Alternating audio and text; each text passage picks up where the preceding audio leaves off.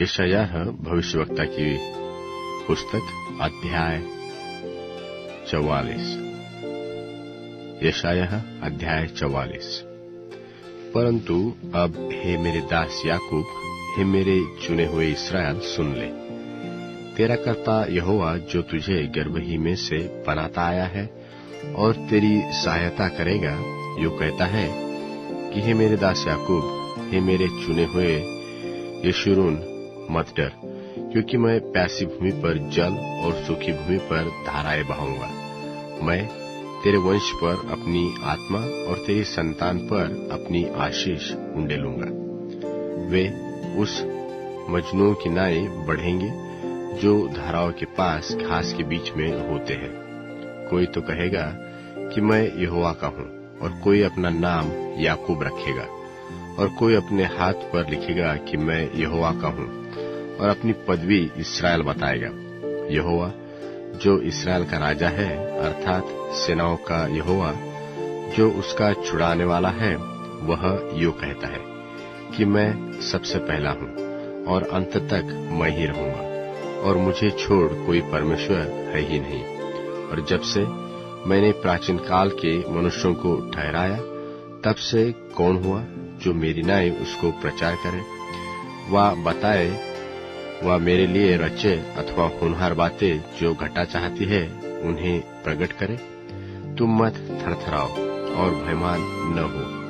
क्या मैंने ये बातें प्राचीन काल ही से तुम्हें सुनाकर बताता नहीं आया कि तुम मेरे साक्षी हो? क्या मुझे छोड़ और कोई परमेश्वर है? नहीं, मुझे छोड़ कोई चट्टान नहीं है। मैं तो किसी को नहीं जानता। जो मूरत खोदकर बनाते हैं, वे सब के सब व्यर्थ है, और उनकी चाही हुए वस्तुओं से कुछ लाभ न होगा। और उनके जो साक्षी है, वे आप न तो कुछ देखते और न कुछ जानते हैं, इसलिए उनको लज्जित होना पड़ेगा। किसने देवता व निष्फल मूरत ढाली है? देख, उसके सब संगियों को तो लज्जित होना पड़ेगा। और कारीगर जो है वह मनुष्य ही है। वे सब के सब इकट्ठे होकर खड़े हो, वे डर जाएंगे और सब के सब लज्जित होंगे। लोहार एक बसूला लेकर मूरत को अंगारों में बनाता है और हथौड़े से गड़गड़ कर तैयार करता है। वह उसको भुजबल से बनाता है, फिर वह भूखा हो जाता है और उसका बल घटता है। वह पानी नहीं पीता और थक जाता है। बढ़ई सूत लगाकर टांकी से रेखा करता है और दंदनी से काम करता है और प्रकार से रेखा खींचता है, और उसका आकार और सुंदरता मनुष्य की सी बनाता है, ताकि लोग उसे घर में रखें। कोई देवदार को काटता व वन के वृक्षों में से जाति जाति के बांज वृक्ष चुनकर सेवता है, और वह एक तूस का वृक्ष लगाता है जो वर्ष का जल पाकर बढ़ता है। तब वह मनुष्य के ईंधन के काम में आता है। वह उसमें से कुछ सुलगाकर तापता है, फिर उसको जलाकर रोटी बनाता है। फिर वह देवता भी बनाकर उसको दंडवत करता है। वह मूरत खुदवाकर उसके सामने प्रणाम करता है। उसका एक भाग तो वह आग में जलाता है और दूसरे भाग से मांस पकाकर खाता है, और वह मांस भूनकर तृप्त होता। फिर तापकर कहता है, वाह, मैं गर्म हो गया, मैंने आग देखी है। और उसके बचे हुए भाग को लेकर वह एक देवता अर्थात एक मूरत खोदकर बनाता है। तब वह उसके सामने प्रणाम और दंडवत करता और उसे प्रार्थना करके कहता है, मुझे बचा ले, क्योंकि तू मेरा देवता है। वे कुछ नहीं जानते और न कुछ समझ सकते हैं, क्योंकि उनके आंखें ऐसी मूंदी गई है कि वे देख नहीं सकते, और उनका हृदय ऐसा हुआ है कि वे बूझ नहीं सकते। और कोई इस बात की ओर मन नहीं लगाता, और न किसी को इतना ज्ञान व समझ रहती कि वह कह सके कि उसका एक भाग तो मैंने जला दिया और उसके कोयले पर रोटी बनाई और मांस भूनकर खाया है। फिर क्या मैं उसके बचे हुए भाग को घिनौनी वस्तु बनाऊंगा? क्या मैं काठ को प्रणाम करूं?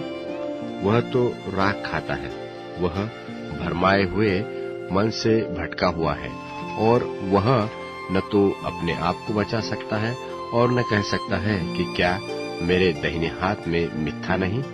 हे याकूब, हे इस्राएल, इन बातों को स्मरण रख, क्योंकि तू मेरा दास है, मैंने तुझे रचा है, तू मेरा दास है। हे इस्राएल, मैं तुझको न बिसराऊंगा। मैंने तेरे अपराधों को काली घटा के समान और तेरे पापों को बादल के समान मिटा दिया है। मेरी ओर फिर लौटा, क्योंकि मैंने तुझे छुड़ा लिया है। हे आकाश, ऊंचे स्वर से गा, क्योंकि यहोवा ने यह काम किया है। हे पृथ्वी के गहरे स्थानों, जय जयकार करो। हे पहाड़ों, हे वन के सब वृक्षों, गला खोलकर ऊंचे स्वर से गाओ, क्योंकि यहोवा ने याकूब को छुड़ा लिया है और इस्राएल के द्वारा अपनी महिमा प्रकट करेगा। यहोवा, जिसने तुझे छुड़ा लिया और तुझे गर्भ ही से बनाता आया है, यो कहता है कि मैं यहोवा ही सब काम का पूरा करने वाला हूँ। मैं ही अकेला आकाश का तानने वाला और पृथ्वी को अपनी ही शक्ति से फैलाने वाला हूँ। मैं झूठे लोगों के कहे हुए चिन्हों को व्यर्थ कर देता और भावी कहने वालों को बावला कर देता हूँ, और बुद्धिमानों को पीछे हटा देता हूँ, और उनकी पंडिताई को मूर्खता बनाता हूँ, और अपने दास के वचन को पूरा करता और अपने दूतों की युक्ति को सफल करता हूँ। मैं यरूशलेम के विषय कहता हूँ कि वह फिर बसाई जाएगी, और यहूदा के नगरों के विषय कि वे फिर बसाए जाएंगे, और मैं उनके खंडहरों को सुधारूंगा। मैं गहरे जल से कहता हूँ कि तू सूख जा, और मैं तेरी नदियों को सुखा दूंगा। मैं कुस्रू के विषय में कहूंगा कि वह मेरा ठहरा हुआ चरवाहा है और मेरी इच्छा पूरी करेगा। और यरूशलेम के विषय कहता हूँ कि वह बसाई जाएगी और मंदिर की नींव डाली जाएगी।